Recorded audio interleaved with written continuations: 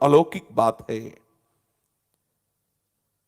भगवान राम जी ने लंका पर जब विजय प्राप्त की,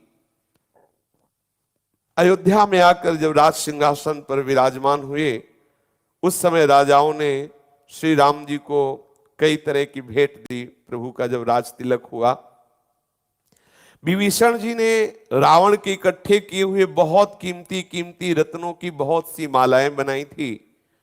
माला बनाने में उद्देश्य था कि जब महाराज श्री राम का राज्य तिलक होगा तो सबको भेंट करेंगे, पहनाएंगे।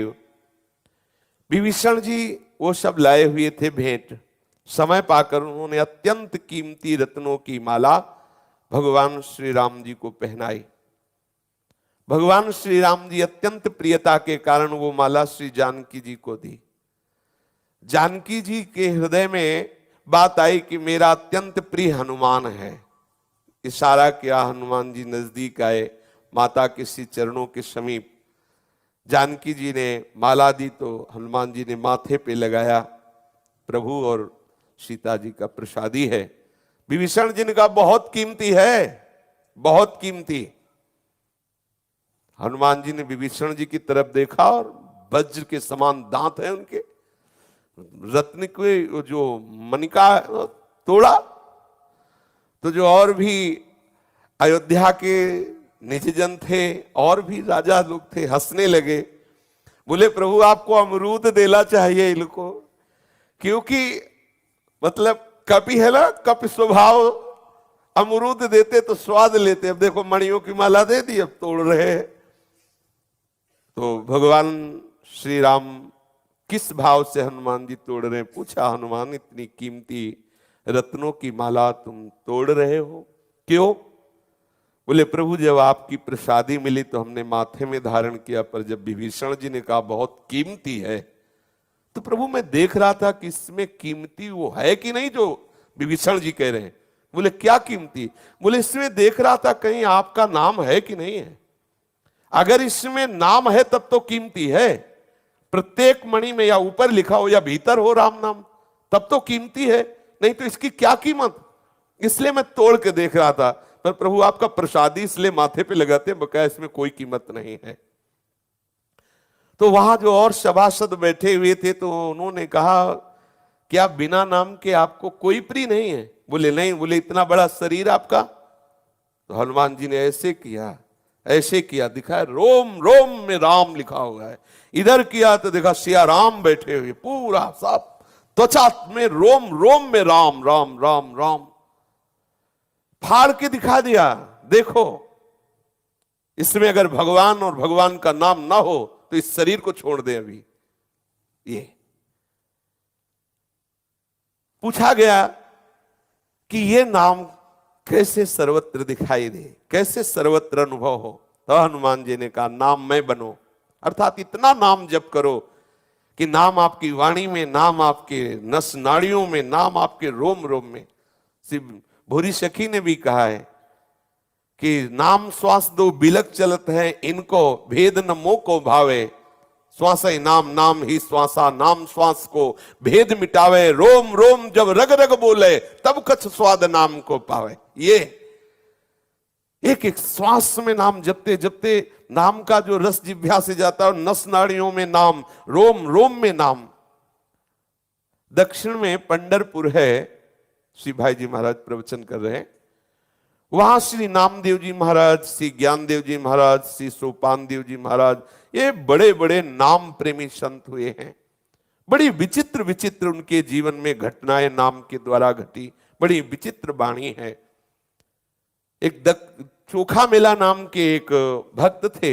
आप नाम की अवहेलना भागवतिक संस्कार उत्तम प्रकृति का कर सकत कुसंग, चंदन विष व्यापत नहीं लपटे रहत भुजंग। जो नाम जप कर रहा है, आप भजन में तल्लीन होइए, तदाकार होइए, आप देखिए आपका मन बदल जाएगा।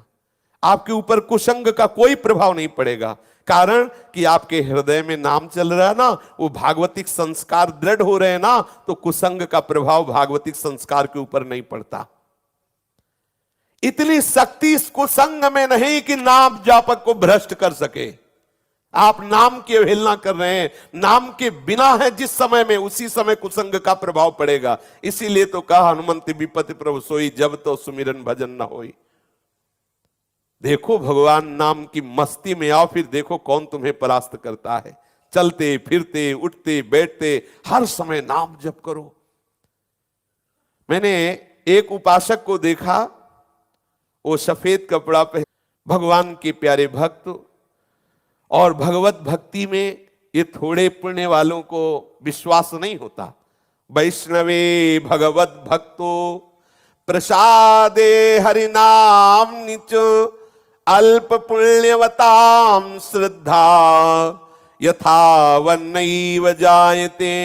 भगवान के प्रसाद में, भगवान नाम में, भगवत भक्तों में, भगवत भक्ति में ये अल्प पुण्य वालों का विश्वास नहीं होता। कोई बड़े भाग्यशाली पुण्यात्मा जन होते हैं, हरि कृपा पात्र होते हैं, उनको इस पर विश्वास होता है। संतों में, भगवान की भक्ति में, भगवत प्रसाद में, भगवान नाम में श्रद्धा समझो विशेष कृपा है आपके ऊपर। ये बहुत बड़े पुण्य प्रताप से होता है। जो बहुत पवित्र आत्मा होता है उसमें से ये श्रद्धा जागृत होती है। तुलसी पूरब पापुते हरि चर्चा न सुहाए, कै ऊंघे कै उठ चले, कै दे बात चलाए। तुलसी पूरब पापते हरि चर्चा न सुहाए, कै ऊंघे कै उठ चले, कै दे बात चलाए। पूर्व पाप से अगर भगवत कृपा से सत्संग में जाने को ही मिला तो पूर्व पाप का प्रभाव जागृत होता है। पूरी चर्चा हो गई, बोले जय तवा खुली। तो क्या हुआ कुछ पता नहीं। वो सत्संग कैसा, बोले बहुत बढ़िया रहा। बोले क्या सुना, ध्यान नहीं दिया। क्यों, सो रहे थे, ऊंघ रहे थे। अरे कल अनुष्ठान के समय में ऐसी आवाज का भाई, सुबह के 4 नहीं बजे, शाम के 4 बजे है। मतलब ऐसा क्या कि 4 बजे शाम के भी नहीं भाई, ऐसा नहीं। थोड़ा कष्ट सहकर भगवान नाम में सावधान हो। बड़ी कृपा, आपको पता नहीं कैसा अमोघ बल आपको मिल रहा है, कैसे आपके कर्म संस्कार छिन्न भिन्न हो रहे हैं। बड़ा आनंद का विषय, सावधान होइए। ये पूर्व पाप आकर के आपको शरीर में दर्द, आलस्य, बार बार ये परेशानी सी लगना, कितनी जल्दी 8 बजे घड़ी में दृष्टि छुट्टी पटाए, आज का पूरा हुआ भगवान ऐसे। तो आप उसकी चिंता मत करें, थोड़ा सा धैर्य पूर्वक। बोले या तो ऊँघने लगते हैं, नींद आने लगती है, और या फिर तर्क करने लगते हैं। क्या ये सब क्या, ऐसा थोड़ी होता है। अरे माता पिता भगवान, परिवार भगवान, मानते कहाँ हो भगवान? वासना की पूर्ति करने को हुआ तो भगवान, और वैसे अगर भगवान मान लो तो वहीं मुक्त हो जाओ।